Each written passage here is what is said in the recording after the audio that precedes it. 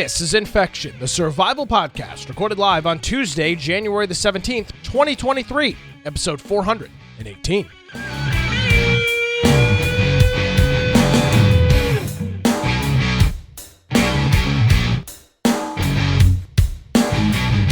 Hello, ladies and gentlemen, boys and girls. Welcome into another edition of Infection. Infection is your weekly source for the latest information in and around the video game industry, with a little bit of common sense political twist thrown in there as well. My name is Nick Craig. You can follow me on the infamous Twitter at Nicholas M. Craig, or check out my day gig over at nickcraig.com and download the Wilmington's Morning News podcast. Of course, our website, infectionpodcast.com.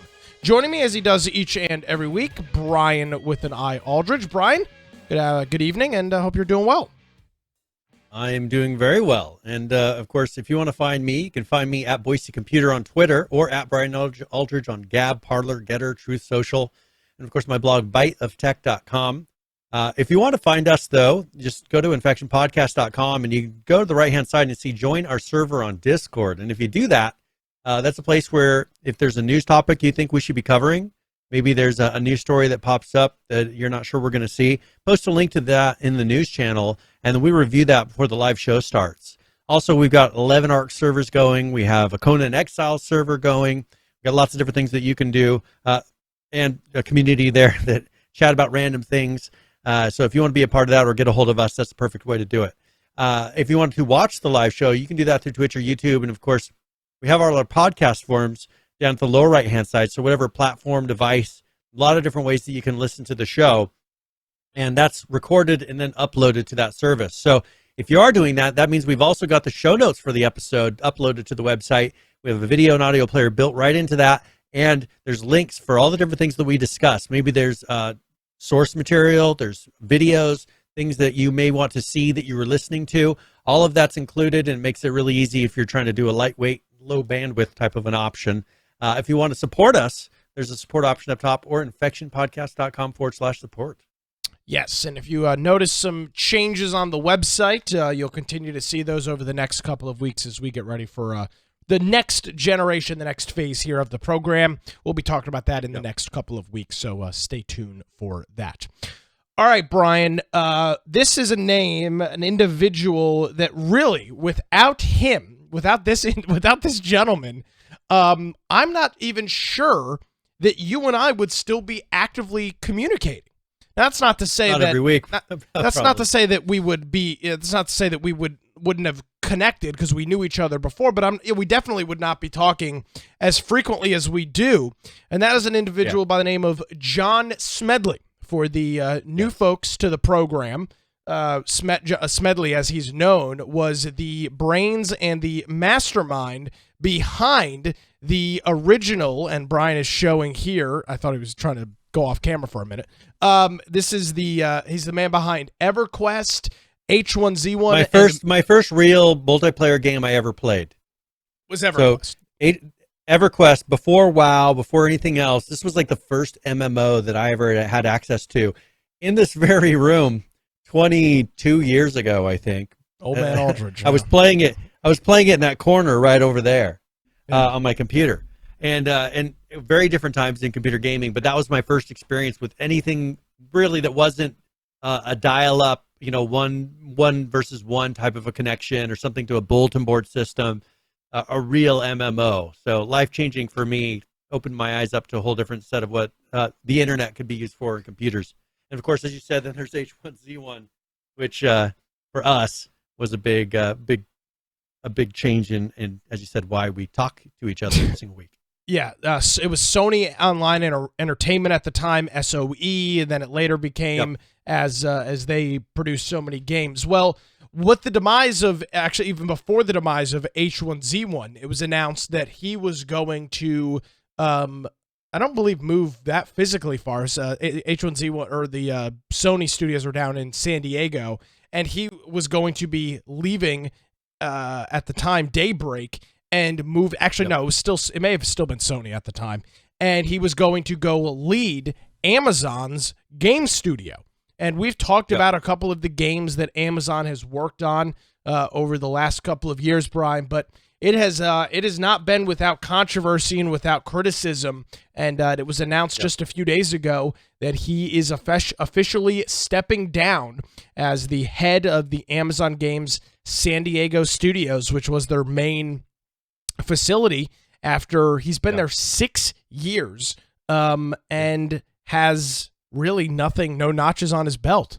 The games that he has tried to spearhead really haven't come to fruition at all. So it has not been, at least from a production standpoint on the public side of it, was not a very good run for him, at least from what we've seen. No. And here's something that he wrote in an email. He said, after a lot of thought, I've decided it's time for me to try my hand at something new. So you're not really 6 years giving a long hint time, by the way. To not have any released games. But part of this is Amazon. This is a new studio for Amazon, right? Also, they have made a lot of changes. They originally, just as far as internally with their game engine, remember they purchased, was it Crisis? Forgelight? The Crisis engine? Yeah. No. Was Crytek? it CryEngine? They bought, but Crytek made it. But CryEngine, they bought a version of CryEngine to start revamping. Now this I'm doing from memory. I don't have notes in front of me for this. And then CryEngine released announced a week later their whole new version that was way different. I think they then had to rework and redo a lot of the engine itself. And so whatever they were developing early on with the studios, they probably had to kind of start over as they started fixing and rechanging all these engines. So I can understand why it's taken a long time. And plus, Amazon's a new studio. They're getting all these processes put out. They put out New World, but other than that, there's not much that's really come out of the studio. So I'm sure that there will be things coming out of the studio. I'm sure that some of the things he has worked on will eventually make it to the front, but who knows how, kind of in this place where before he was more of an inspirational boss with a team that pretty loose rules. I don't know how well he did in his Amazon type of a structure. Yeah. Where you're not allowed to talk about anything. There's no hype. Like you just sit there being silent about something and can't have your community around you excited about it. And that to me would be more of a kind of tears you down after a while. And you've got people on the internet saying, well, why haven't you released anything yet? And Amazon's got you under NDA so tight that you can't say a word. And he's not saying anything about the things he's been working on.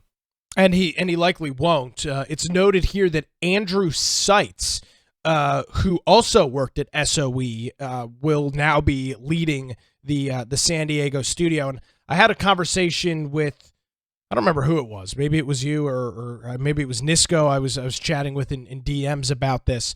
How much of this also is Amazon not knowing what the hell they want to do? I mean, you're talking about, you might think, wow, Amazon Game Studio, they must have a lot of impact in play. Not really. They are the bastard of bastard childs for Amazon. It is not a business, not a big business for them. It's something they definitely want to play in, right? There's no argument there, but it is not their. It's not even a useful source of revenue. So as the wind, kind of blows in Amazon, some of those wins can have a big impact on the game studio side of it. And there may be projects that were pretty far along in terms of storyboarding and sketching, and then Amazon decides that's not the direction we want to go. And you could have had a year and a half, 2 years of work on something to just essentially be cut off because that's not the direction that the people above Smedley want to go. And I would assume, I don't know this to be certain, but I would have guessed there was not. I would assume there was not a lot of autonomy at Amazon Game Studios. I would assume that the Amazon corporate folks had a very, very large decision right into what was going on. And after 6 years of dealing with that and not having a product, I'd probably want to try my hand at something new too, where I don't have a bunch of corporate middle manager suits telling me what I need to do about video gaming. Smedley is a veteran of this industry. I mean, he's been in it 30 some odd years. He's not an idiot. He knows what he's doing. He's been very successful. And I might make the argument that maybe Amazon was just not a right fit for him and what he wants to do. Well, and I think too, for instance, Mike Frazzini, he was the studio head. He left last year. they got people like one of the developers of Portal, Far Cry 2, Smedley. All those people have now left. All these people that worked for big projects that were the big names that they brought in have left the Amazon games. So it could be just how they're doing. There's also, I bet you, they're cutting back on budgets. If you look at what Amazon's doing right now, they're having a bunch of layoffs. They are they're starting to have some negative numbers as far as stocks and everything else, and reports coming out that are causing them to cut back a lot. Who knows what they told them as far as, hey, we're going to have to rein in these budgets or rein in something to where maybe it wasn't something he wanted to do. I mean, he knows the effect that some of these things will have on the game, kind of like some of the effects of what Sony Online and then Daybreak did to really kill H1Z1 in the end. Maybe he saw the writing on the wall because he has that 30-something years of experience behind him to say, hey, you do all this, the game's going to die anyway, so, like, what's the point? You know, I might as well go. Yeah. So what will we ever hear or find out? Probably not a lot from his time at Amazon. We're going to, as I mentioned earlier, we're going to be going through a couple of things over the next couple of weeks, rebranding wise.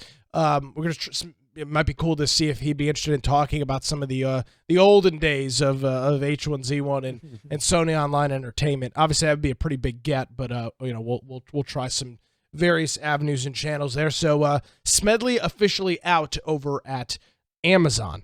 Brian, a follow-up on another story is Google Stadia. I don't know if you saw the news this week. As you know, Stadia is shutting down.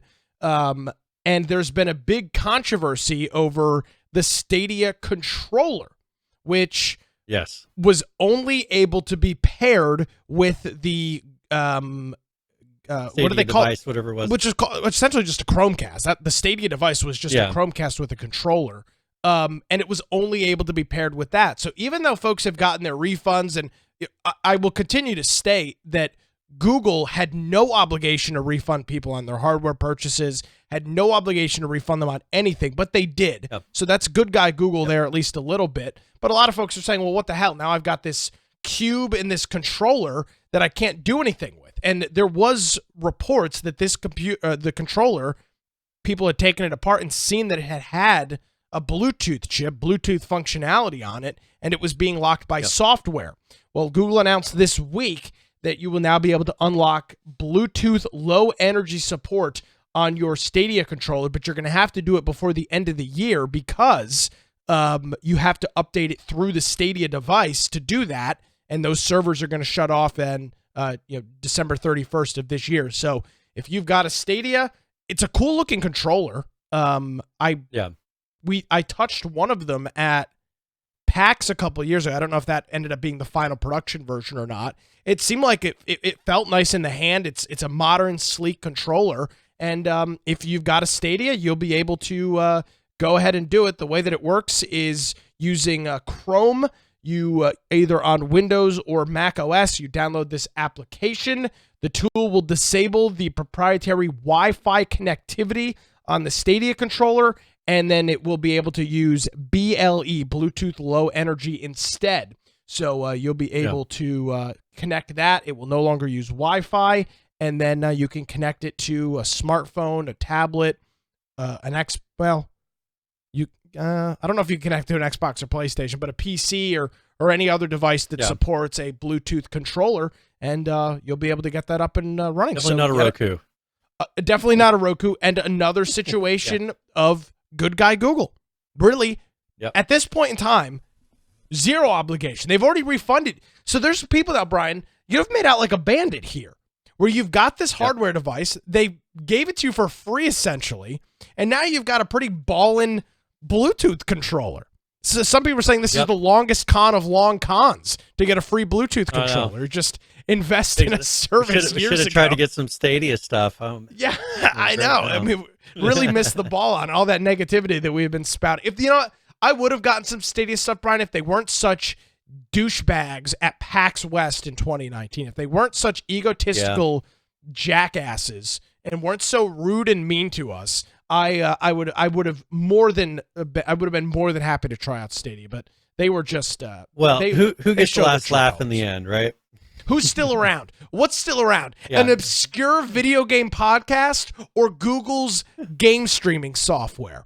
Let's put one on the belt for old Infection podcast. That's right. So well, I've got an update. I've got an update from one that we talked about last week. Sure. I've been following a little more stuff on the D&D. The Dungeons and Dragons changed to all their rules, and people are way more upset about that than I realized. Because it's causing a lot of people. What are the rules that, for people that didn't know, what are the rules and what are people upset about? So what they're saying, what D&D, I'm going to call them D&D, even though there's these other organizations over it. They're saying is that you have to play, everything now has to be played by the latest rule set.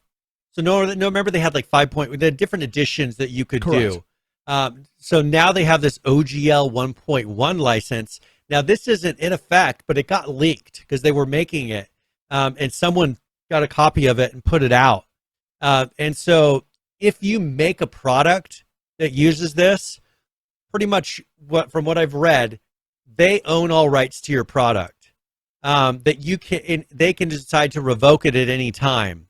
That you have to pay them a certain amount of your sales for everything that you make. Just totally.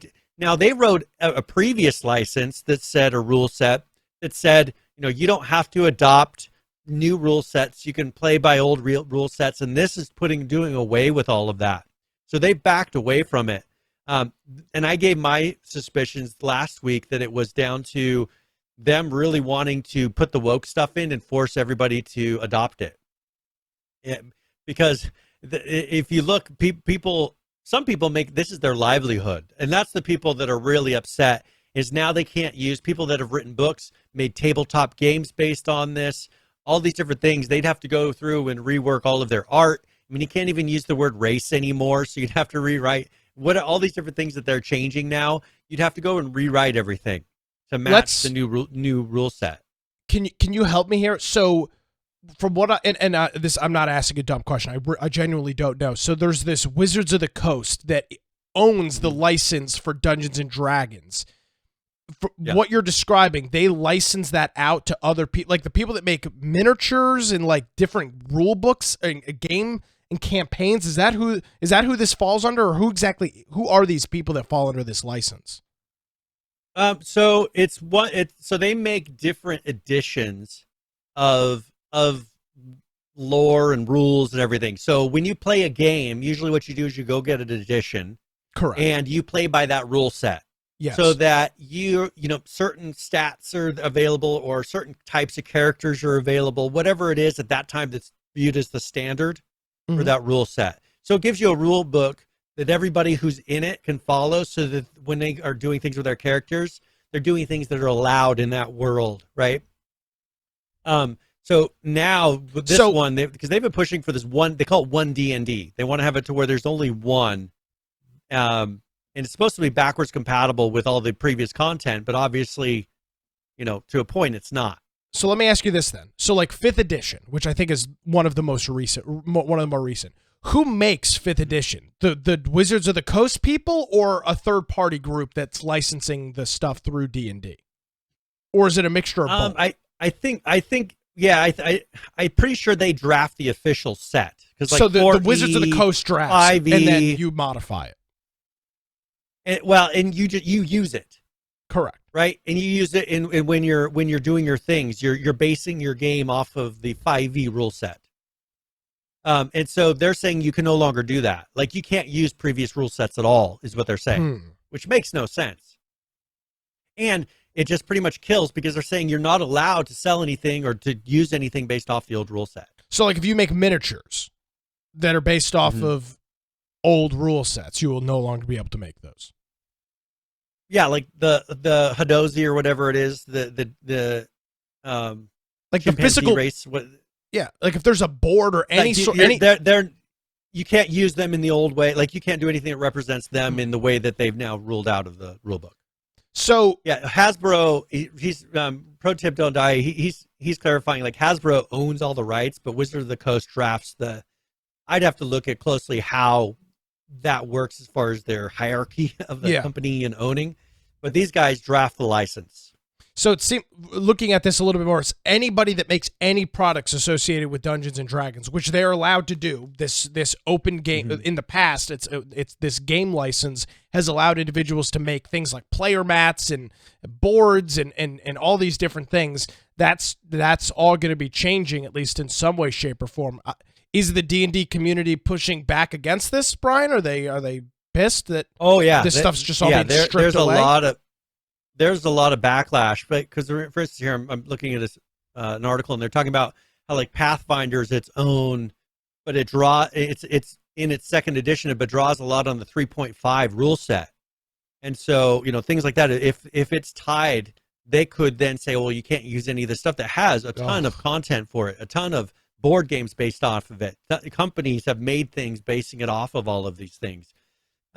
And they've said in past licenses that they were going to allow you to always use past licenses, and now they're changing that, which I think has people mad. Kind of going back on what they originally said. Yeah. So like, here's a game that is based off of D&D rules. It's a full game. It's a $60 rule book to play by, and now Hasbro or whoever is ripping this out. Now, I will say a couple of things here. Really shitty, no argument there. Unfortunately, the reality of building off of somebody else's property. This is always the inherent risk of using somebody else's property. We were talking in the pre-show, Brian, about the Twitter API has gone through some pretty drastic changes, and a lot of folks, people that operate third-party Twitter apps that no longer work are all pissed, and I understand that. But the reality is you built your business off of an open API under a company. That's how Canopy was. I mean, but that API is not guaranteed we're forever. Stop supporting it. Correct. Yeah, they stopped supporting the API. Well, Canopy, we were working with stuff that Google had, and Google let us know. They said, "Hey, we're going to be making changes, and your product won't work anymore." Yeah. And what could we say? With that we went and worked for them instead. But short of that, like if they say your product that is using our service is no longer going to work, it doesn't work anymore. Yeah, and I guess the frustration with a lot of folks here is that Dungeons and Dragons is not new. I mean, it goes back to the 80s. I mean, we're talking about 40 plus years of Dungeon. Actually, no, back earlier than that, back to the 70s, I think, with maybe some of the first edition stuff. We're talking about 50 years worth of lore and books and subvariants and everything like that. And for whatever reason, Wizards of the Coast is just wanting to pull all of this under one roof, which seems to me is just going to piss off and destroy the entire community. To me, that's what it just seems like. If they take away your ability to really have, because that's what is beautiful about D&D is people can make it whatever they want, right? Yeah. It's a world that you create. And so I think for them trying to kind of lock it down and make it to where because a lot of it comes down to money. They want it to where they control everything. The second that you make something for it and licensing it under it, they have the right to then use your content however they want to. I mean, there's just crazy things in this license, which legally we'll see how that stands. But because of the uproar that happened, they have backed away and they've not implemented it yet. So we'll see where that goes in the future. Another one, just a comment. Our Christmas show, we talked about mobile gaming. Mm-hmm. And I wanted to make a statement. Global spending on mobile games falls 5% as high inflation causes market to cool. Because remember, people were saying, "Oh, mobile gaming, it's kind of economy resistant." Yes. No, it's not. Desktop gaming isn't. Console gaming isn't. Mobile gaming isn't. All of them are feeling the impacts and effects of the current economy, and so a lot of these places are going to be contracting, laying off people. Mobile is still subject to all of this just the same way. I did a whole half-hour segment on my show this morning about how a lot of economists are warning that while things might seem good right now and you're able to hang on, we are rapidly approaching, and Davos is going on right now where the elitists of elites, fly their private jets into Sweden to, go skiing and talk about how they're going to control the world's economy. And even they, like, it's like something like 80% of the economists over at the World Economic Forum in Davos are saying that there's likely to be some sort of global recession in the next like 12 months or so. So, and I tell you what, Brian, this is what it comes down to is, if you're tight on a budget, are you going to continue to throw 99 cents here, 99 cents there into this mobile game so that you don't have to wait for the 30-minute cooldown? For people that have their priorities in check, the answer is no, of course not. You're going to save that money because you're going to need it to spend, $14 on a carton of eggs at the store. So you'll not do that. You'll back off on that. It's a luxury. It's a leisure activity, and those are the first, in a normal sense, where people are actually responsible with what they're doing. Those are the first things that get cut. Discretionary spending, which mobile gaming most definitely is. Mobile is definitely is, and I think that we'll continue to see all of this contract. Amazon, laying off people. Salesforce laid off a lot of people. All these companies are laying off a ton of people, and well, here we are. Let's in that mindset.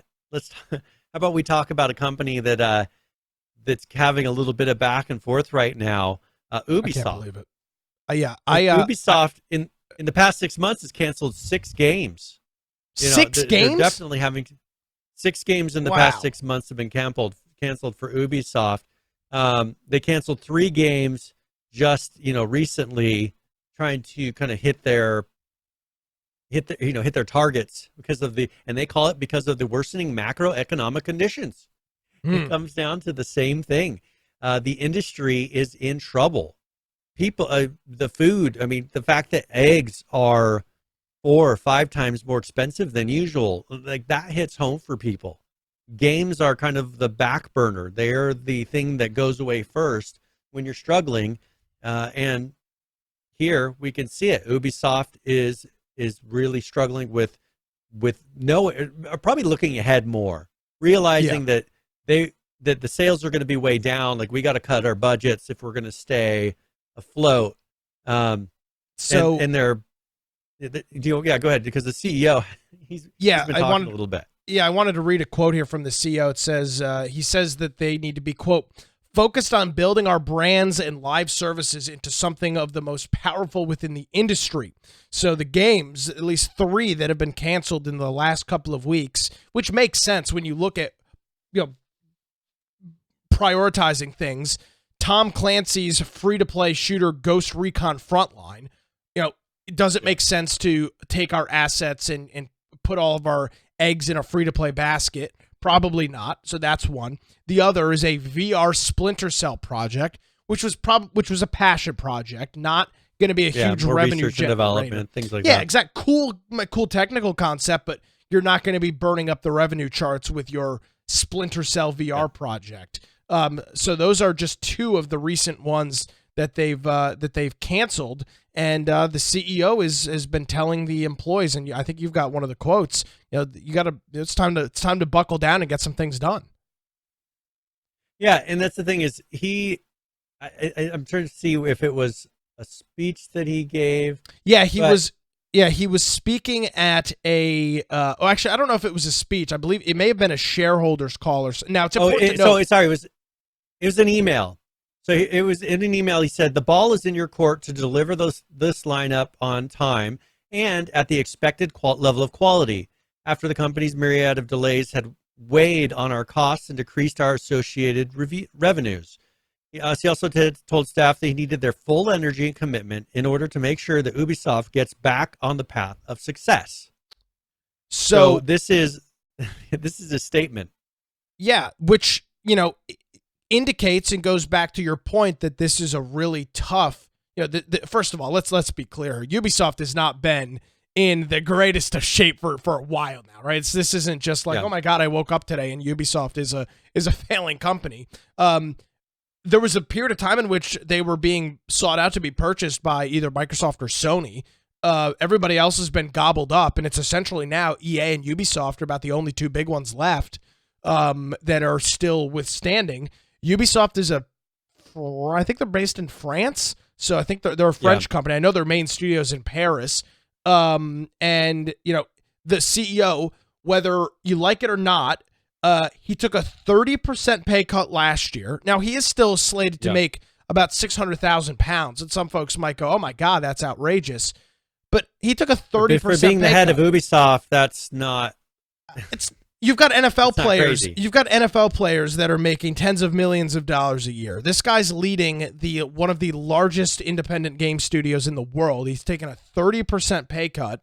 And you know, he's telling his staff, told his staff, he went on to say, be especially careful and strategic with your spending and initiatives. Again, things are really tough. We're looking like we're going into some sort of serious economic pinch and pain. So be careful. So what did the workers do, Brian? Well, they decided to completely ignore his email, and now they're going on strike. Yeah. It's unbelievable. Hey, guys, batten down the hatches. Be careful with your resources. We got to make sure we're delivering on expectation, delivering on time. We really got to make sure that we're all pulling together. Let's go on strike. It's unbelievable. That's the thing. So on the January 27th, which is a Friday afternoon, they're going to be doing a strike. And so I found a translated version of their flyer that they sent out initially on this. Okay. And they put on here, according to Guillemot, the ball is in our court, but the money stays in his pocket. In his last statement, Mr. Guillemot announces a worrying future for Ubisoft. If the request to employees is to be especially careful and strategic with your spending, is ironic considering the company's editorial strategy of the last few years. It is not funny when Mr. Guillemot speaks of attrition and organizational adjustments. It means staff reductions, discrete studio closures, salary cuts, disguised layoffs, etc. On several occasions, Mr. Guillemot is trying to shift the blame once again onto the employees. He expects us to be mobilized to give it our all, to be as efficient and lean as possible. These words mean something: overtime, managerial pressure, burnout, etc. Mr. Guillemot asks, we got to do our job. We had to work. Mr. Guillemot asks a lot from his employees, but without any compensation. You're getting a paycheck, right? Okay. I mean, Jesus Christ, you're an employee. Yeah, they say without any compensation. That's just kind of odd. I'm sure they're all working for free. Have now, salaries kept up with the high? Do you think that's a translation error, or do you genuinely think they're saying they don't get compensated? No, this was their version. They put out a English and a French version of this flyer, so this wasn't automatically translated. Perfect. Have salaries kept up with the high inflation of recent years? What about the implementation of a 4-day week? What has been put in place for the teams to come out of the productions exhausted, like those of Just Dance or Mario? Here's what their demands are: an immediate 10% increase in all salaries, regardless of annual increases, to compensate for inflation. With the hundreds of millions of euros obtained from Tencent, there is money in the coffers of the employers. The improvement of working conditions, with in particular the implementation of the 4-day work week. So far, give us more money, let us work less. Transparency, which is the opposite of what he's saying, as far as we're going to have to tighten our belts. We're going to have to work hard. We're going to have to focus to be able to make it through this. Transparency on the evolution of the workforce, both locally and globally. I don't know what that means. A strong commitment against disguised dismissals and a condemnation of abusive managerial policies that push employees to resign. And because Mr. Guillemot and his clique only understand the relationship of power, this group is calling for the employees of Ubisoft Paris to strike from 2 to 6 p.m. So let's re-rack it here. An old term referring to videotape back in the day, Brian. Let's re-rack the conversation and explain in case you are not understanding.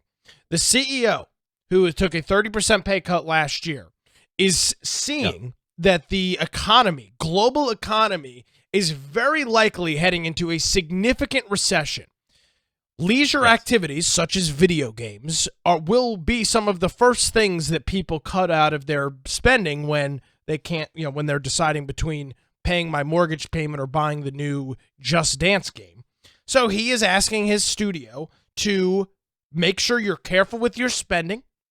We got to try and make sure we're hitting all of our deadlines. We've got to try and keep this company afloat. with what is likely to be pretty rough times ahead. So the employees, as you mentioned, are asking for a 10% salary increase, only work 4 days a week, and continue with transparency, whatever the hell that you're not owed transparency as an employee. You're just not. And in that completely in the face of what he is asking.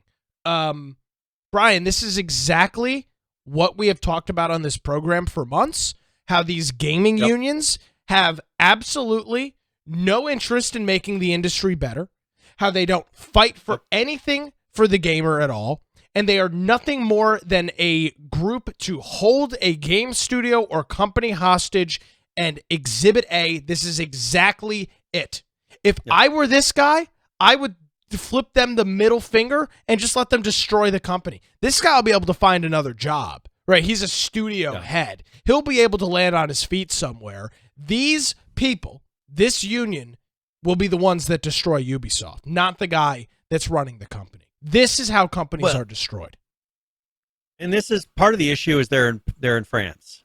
And if you know anything about how France works, you can't really fire people in France because of the way that their government and the rules and restrictions and laws are there. That's why if you look at the way they worded, it's disguised dismissals. So, because you can't fire people. And they say against pushing people to resign because you can't fire people there. The unemployment rate, and I know I have to look what the current numbers are, but the unemployment rate in France of the young is super high because once you hire somebody, you can't fire them. And so the older people have jobs. The younger people do not. That's why there's so many people, on the streets doing pickets and, having all these different marches and everything else because the young people can't get jobs. Well, give the employer the ability to fire somebody if they're a horrible worker, and guess what? They'll probably take a chance with hiring some of the younger people, but they don't. And so the fact that these people have jobs that they can't get fired from, and now they want to work 4 days a week, they figure if we can force them to do anything, because they can't fire you, they feel like they can force. That's the downside of Ubisoft being in Paris, because they are truly strangleholded by this company and by organizations like this, because this is what France is all about, these union type of things, and having it to where the people, the power to the people and all this. Well, but it's not the people that give them jobs. These companies that give them jobs, and they really make it to where it's just not appetizing to be a company in France. And there's a reason that you have such a high youth unemployment. France can't get young people hired because it's risking putting your company out of business.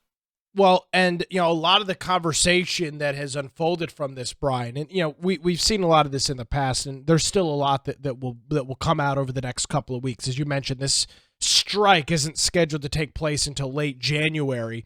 Is that this very well could be the nail in the coffin for Ubisoft? Yeah, because if you have a workforce that is literally unwilling to work, which we will determine whether that's true or not. From the information that I have from reading what the CEO posted, the company is not going to be able to provide these things. Yeah. The company can't give everybody a 10%. Here's the thing, Brian. They could. Maybe he should just give everybody the 10% increase, and then when the company goes out of business because the economy, the global economy nosedives into a recession, then they'll just have to fire everybody and lay everybody off and close the studio. So you can get your 10% raise for 4 or 5 months, and then you're going to just lose your job because the company's going to have to close down. I don't get it. I don't understand it. Yeah. I just want to make a note so people understand what I'm saying when I say high unemployment for youth. It's in November 2022, the unemployment rate for youth was 18.3%. That's in the United States, it was 8.5%. And that was in July of 2022. That is unfriggin' believable. A side-by-side comparison of two countries in reasonably the same amount of time, 8.5, versus France's 18.3, because of their labor laws. Their labor laws make it to where people don't get jobs. So you say, well, having, these organizations doing all these things, it's just better for the people, right? Is it better for the people? All these kids who can't get jobs? Is that working? As you said, they're for the workers. They're for the workers. But when you have it to where you get everything you want, like they do in France with the government, that's what happens. People cannot get jobs. Kids cannot get jobs. And so that's a perfect example of getting what you want to your detriment. Yeah, a lot of folks, I was just scrolling through and looking at some of the comments, and, a lot of folks are indicating that, maybe some past decisions by this guy weren't great. And all of that's probably true. Is this guy the second coming? The second coming? No, most definitely not. Is he a power hungry CEO? He might be. But yeah. even with that, the idea here that this is a good time, whether or not guy is a good guy or not, the idea that right now, again, right on the cusp of likely serious economic issues, that this is what you're arguing for, whether you have the best CEO in the world or the worst, the timing makes no sense. It's not logical, it's not rational, and it will lead, as you just mentioned, to your own demise. Because it will force these companies to have to shut down. If you want Microsoft to buy you, here's the perfect playbook to do that. They get everything they want. They'll be working for Microsoft soon and not Ubisoft. Yeah. Yeah. Because they're going to drive this company into the ground, and Microsoft will buy it at an incredibly low price. I sent you this story today, because I a couple days ago I found the Ubisoft story about his email, and then I opened up PC Gamer this afternoon, and I could not believe my eyes when I read the story that, quote, Ubisoft Paris employees are going on strike to protest CEO's comments. I could not believe what I was reading. But that is exactly what these unions do, Brian. They are holding these companies hostages. This is why we've been talking about it talking out against it here in the United States. It's starting with the QA developers. Once this becomes fully fledged, like it is in Ubisoft over in Paris, it will be the exact same thing here in the U.S. The exact same thing. Yep. Why didn't you ask for a 10% raise a year and a half ago when things were a lot better? The times were good. Yeah. Yeah. You know what? Inflation's been tough on everybody. Absolutely. No argument there. And I have sympathy for that. I guess what? I haven't gotten a 10% raise at my job since I started because of inflation. I get that. Our company, we do a yearly raise, right? To kind of keep up with everything as far as that there's a set amount. And that's kind of the standard as a company. But I haven't got a special, here's an inflation raise. Because what we found is the companies that sit there and chase these things usually end up hurting themselves in the long run. Where we just have a consistent, steady, don't react so crazy when things in the market change. And guess what? In the long term, it's a better place to work because you don't have these mass firings. They can't really do that here to where it's going to really hurt the company. But what you have in the United States is you'll have Amazons and Salesforces and all these companies that will throw out really high salaries because, the salaries were really high for a period of time. And they've got all these people. But then when everything contracts and goes back to normal, guess what they do? They fire a lot of people. At our company, we don't end up firing a lot of people. I mean, you only for misconduct or something like that would they fire somebody. It's because we don't chase to where it's not like, we are paying this person way too much. Like, we can't afford to keep paying him this. So we got to let him go. There's not those kind of layoffs. But that's why you get all these layoffs in these other big companies because they're throwing money at the problem. This is throwing money at the problem. It's going to end up to where then people just lose their jobs. Which, how do you handle that in Ubisoft? They're in Paris. They're kind of stuck. Well, eventually the company. You can fire people, and once the company doesn't have enough money to do payroll, they're going to have no choice but to fire people. It's just a sad state of affairs. Really is. Yeah. And then hopefully Ubisoft in the end doesn't get to where they're just no longer the same company anymore. They absolutely will. No games. No, they will. This will be if this continues down this path, it will be the end of Ubisoft. A company cannot withstand this. It's just impossible. In the current economic climate, you're not going to be able to withstand that. You can't give your employees 10% raises and then give them also a day off. mean, the audacity Yeah. to ask for that is just ridiculous. And they're heroes, Brian. They're saviors of the video game industry. Well, the thing is, okay, so in France, you have to show just cause to fire somebody. Yeah. Well, just cause, but we don't have any freaking money. Just cause. Yeah. Well, it's pretty funny because doesn't Ubisoft develop Just Cause? Isn't that their game? Yeah. Yeah. Hey, we'll show you Just Cause. Yeah, I'll show you Just Cause 18. You're unemployed. Get out of here. Yeah. Well, we'll see how. And let me say this. It'll be interesting over the year. Let me just end on this. We've never been happy with talking about people losing their jobs. It's not something I take pleasure in. It's not something I want. But when you force a company into that position, I do not have any sympathy. And that is precisely what I envision is going to happen here. Ubisoft might not make it they might not make it out of 20. They'll make it out of 2023. They might not make it out of 24 or 25. They might not. At least in their current form. Yeah, we'll see. I mean, that's the thing is, I'm sure I'm sure they'll get bought up by another company when they are no longer able to support themselves. And there will be an Ubisoft. This would be great if this continues. This is great news for Sony, because this would be a huge notch in Sony's belt to put some sort of, even if it's the littlest of firewalls between total world domination and Xbox. This would be. I just don't want NetEase or something like that purchasing this. I mean, well, doesn't Tencent already own like 50% of the company? I know that's the thing is, they don't want China owning it all, and so how do you deal with that, right? That's kind of my concern, is that they're going to end up owning the whole thing. Yeah. So the CEO, his family owns 10%. Tencent owns 9.9% of the company. Okay. Well, and that's the issue. Is you look at Tencent has been purchasing up, and NetEase has been purchasing up all of these companies. Skybox Labs they just purchased, and they co-develop Halo Infinite. Their project with Minecraft. It's Microsoft or it's them. I mean, that seems like what it comes down to anymore, as far as purchasing a lot of these studios. Oh, and there's one in Scandinavia or something like that, or I don't remember exactly where, but there's another group that's been purchasing a lot of studios, which I prefer. I don't want everything go to China, and then we have what happened to H1Z1 and Daybreak happen to all the other products that we like. Yep. So that's what we're tracking out of Ubisoft. We'll let you know if we find out any new details. All right. Well, I have one story that's not really related to anything else, but it is a really interesting story. It is. And this is a Wisconsin boy who is accused of killing his mom over a video game. And when he went to court, they argued a $50,000 bail, and the boy wanted to lower it to $100 because that's the amount he said he has in his piggy bank. And this is a 10-year-old boy.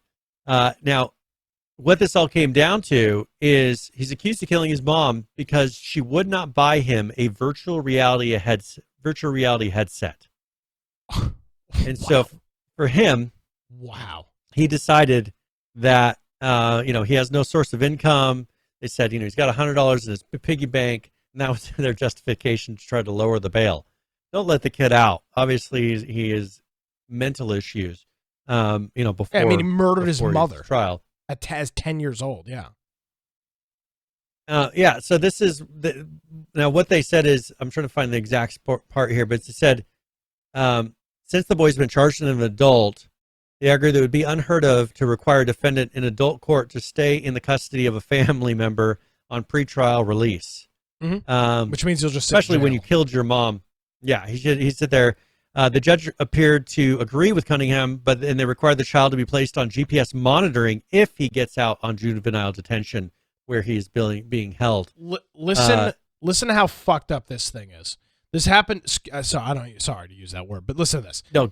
November the 21st, he asked his mother for a virtual reality headset. She told him no, so he shot her in the face and killed her. After he killed her, he then got on the Amazon account and purchased the headset. So he shot his mother in the face as she was dead, got on her phone or tablet or computer and ordered the headset anyway. Yeah. That is beyond disturbing. So the family members have said that he struggles with significant psychological issues. Oh, really? He's also facing alternate counts of first-degree intentional homicide or first-degree reckless homicide. His attorneys asked the court drop a second count of reckless homicide, calling it redundant. Well, we'll see. The judge ordered that he not be placed in shackles or any other kind of restraint. She also forbade media outlets from publishing any personal information about the child, including pictures and his home address. Of course, they have a picture of his house right there on the internet. Well, here. you're not. Well, I mean, that makes pretty big news when you've got a 10-year-old murdering their mother over a video game. Now, this is a story that he's supposed to be back in court in 2 days. So maybe we'll hear a little bit more about this, but I don't think the judge is going to give him the bail. No. I just look at it, it's like, what in the world? Well, you know, it's so crazy, Brian, but there was a story this past week out of Virginia, or 2 weeks ago, where a 6-year-old brought a gun to school and shot his teacher. Shot his teacher, yeah. Unfortunately, didn't kill her, but shot his teacher. And I'll say this, and you know, this is obviously not a political program, at least not yet. But how does a 10-year-old doesn't just get a gun? It is, especially if the family knows, the family's admitting, this kid's pretty screwed up in the head.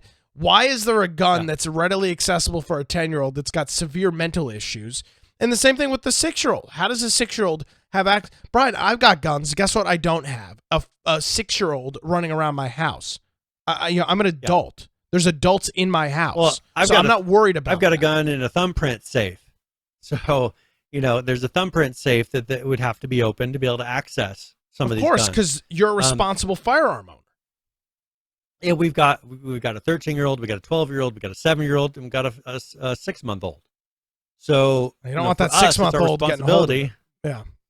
No, yeah, can't have that. Buy me. He's into hitting things right now, so he'd just be whacking that gun. Who knows when to go off? Yeah, exactly. This is a wild situation. Yeah, and this it's sad that it's happened, but it's kind of they're going to blame video games on this. Is the sad thing when it's really he didn't even have the video. The child game. had. I know he wanted it, but it really comes down to issues psychologically with this kid. What's the fix to that? I don't know what the fix to that is. You know, there used to be you'd put kids with psychological issues in places. They got rid of all that. Now we've got our streets filled with we got streets filled with people with mental issues.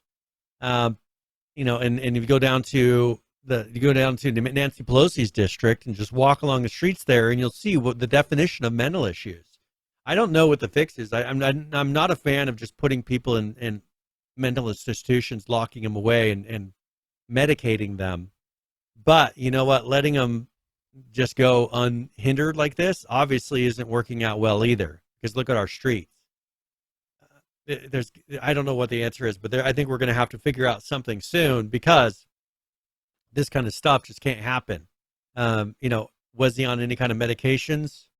You know, that'll be the next thing. Definitely. They find some medications cause kids to have more tendencies to do these sort of things. Yeah, and most definitely an SSRI. There's no argument that I would be shocked to find out that's not the case. But this goes back to a trend that we've talked about too, is this idea of you know, parenting is just kind of gone at this point, and you know, technology is used to parent.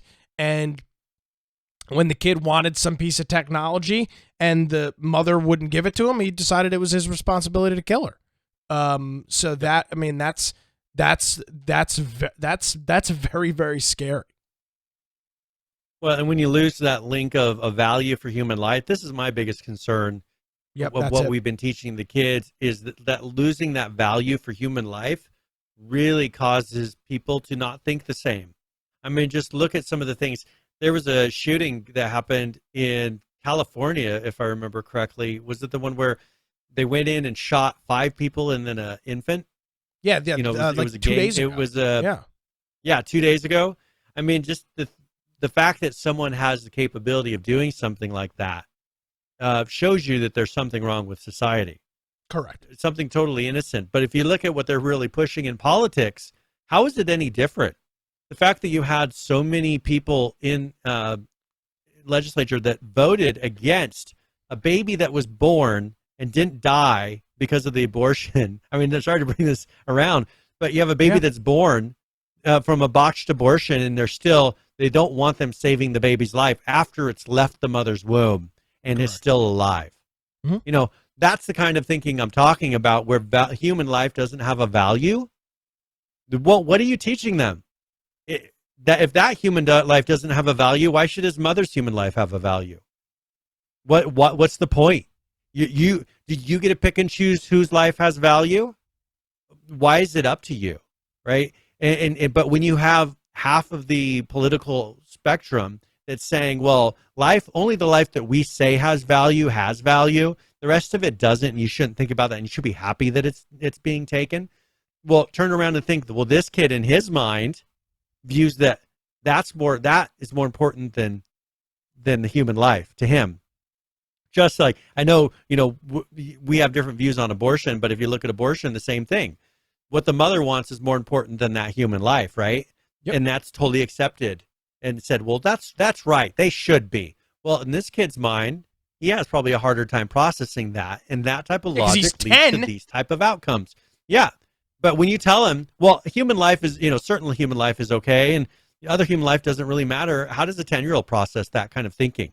And in his mind, she no longer had value because he wasn't getting what he wanted. It was going to inhibit and repress him, Well, am I right? Yes, and a lot of that comes down to the idea that, there's not really even a connection between a parent and a child, and you're just the avenue for things and goods and services, and then when they you don't deliver get those, you what you want, and when you don't do that, then you're a hindrance to what you want. You're dead. And if something hinders you from what your goals are, what do you do with it? All right, Brian, before we get out of here, you got to leave us on some sort of higher note than that. We can't end the show talking about a lady getting murdered over a VR headset. What you got to give us something else to get out of here. Well, I'm trying to think of something that'll be more happy. I mean, I've got more things that aren't really happy. Yeah, but anything is better than this. I mean, that you just really I'll really give you a few sucked choices. the air out of this. We have some new Chronicles of Illyria news. I know you love Chronicles of Illyria. I know. Okay. No. We've got some Rick. Okay. This no, really Rick and Morty. either. I wanted to. No, I don't talk about Rick and Morty. How about either. Belarus legalizing piracy? Oh yes, this is a great story. Yes. Okay. All right. So yeah, Belarus this is going to be very interesting to see how this goes down. Which by the way, Belarus is over in Russia, right on the Russian border, and they have they're now going to allow piracy. The dictator, because they don't have their president is a dictator, allow piracy on any content not made in Belarus. So essentially, pretty much everything. Like 99.999% of things, correct. I haven't heard about the big Belarus, the software market. So this, and because the things they're running into is licensing from Microsoft. Microsoft cuts you off. You no longer have a Windows license. You no longer have an Office license. You no longer the video game studios there in Russia, because there is a big video game industry in Russia. There is. They're having issues with they can't get their game development licenses. Well, you're at war with most of the rest of the world. Yeah. Why do you care about software licenses at that point? You're not allowed to sell things outside of your country anyways. Just pull the China method, because what's China do? Steal from everybody else and sell it here. Well, that's kind of the same thing, right? If you look at what China does versus now what Belarus is looking at doing, that's why we laugh so hard when that was it League of Legends, not League of Legends. Well, yeah, Riot gets mad about someone copying in China, copying their design. Well, that's your way of doing everything. So why are you mad? Well, here, if you're not allowed to buy the product, well, then just download it illegally, and we won't do anything about it. Because do you think they're really doing anything about it anyways? The law that was slated to go into effect without the consent of the right holders of software, movies, or music from foreign states committing unfriendly actions against Belarus so long as they are deemed, quote, essential for the domestic market. So you bring up a great example, Microsoft Windows. That would be deemed as an essential. I would assume that they would deem that essential so that it is okay without the consent of the right holders to pirate that.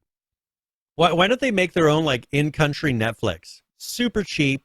They can just have every movie with no licensing cost and sell it inside of their country for a nice little tax. I mean, it's like making money. I mean, they're just making money for no real cost other than infrastructure. Because it's got a huge population. It's got almost 9.5 million people. Yeah, this isn't some like million people paying $5 a month. Yeah. 5 rubles or whatever bullshit currency. You have your own music streaming service. You could have your own in-country movie service. You pay no licensing fees for any of it. And you just get to sell and make money off of everybody else. Here's the real question. Will this allow individual companies to set up torrent sites, file sharing sites, and servers in Belarus where it will be legal to get this content? That's going to be the big question, is for outside of Belarus, if it's, I got this, Brian, I downloaded this movie from movies.belarus, it's free. That's going to be the real question, is how does that handled? Yeah, that's going to be the funny thing is, well, here, let's see. The law stipulates that the patent authority may deduct no more than 20% of whatever remuneration it handles before it transfers it to the relevant rights holders. So they're even changing patent law on this. This is crazy. We'll see. Now, the only thing that makes me wonder about that is the fact they said it has to be something that is deemed essential. Okay, how do you determine what's essential? So the dictator of Belarus, who just legalized piracy, is determining what is essential or not. I would make the argument. It's essential that I have something to watch at night. Yeah, Fight Club. I want to write a paper for school on this movie. It is essential that I have access to it. I agree. I mean, how do you deal with essential? When the dictator decides what is essential, that is what is essential. So yes, it should be very interesting to see how that unfolds, at least on an international stage, with some other parties involved as well. All right, Brian, where can folks find you over there on the old interwebs? Well, if you want to find me at Brian Aldridge on Gab, Parler, Getter, Truth Social, or at Boise Computer on Twitter, my blog biteoftech.com. And, of course, if you go to our website, infectionpodcast.com, make sure you just go to the right-hand side and join our server on Discord, where maybe there's a news topic, something you think we should be talking about. Post a link to it or a video, whatever it is, in the news channel, and we'll review that before the next live show. Also, if you want to get a hold of us, that's an excellent platform to do that on. We have 11 ARC servers going, Conan Exile servers running, and those are all free to use. More than welcome to jump on. Or if you just want to hang out with some of the community and talk, maybe share some memes, things like that. If you want to watch the show, you can do that through Twitch or YouTube. And, of course, if you want to listen to the show, you can do that at the lower right-hand side. The video forms of the podcast are live, and then the audio forms are recorded and uploaded after the fact. But if they are uploaded, you can go to our show notes page, and there's a video and audio player built in right there. And then there's links for everything that we discussed throughout that episode. So if you want to maybe catch a video that we showed, catch some source material for something that we've been referring to, you're more than welcome to jump on there, and we should have links for every single topic. Of course, if you want to support us, there's a support tab up top, or infectionpodcast.com/support. Yes, that is great resources to check out all of that over on our website. All right, Brian, as always, greatly appreciated. And we will catch up with you next week.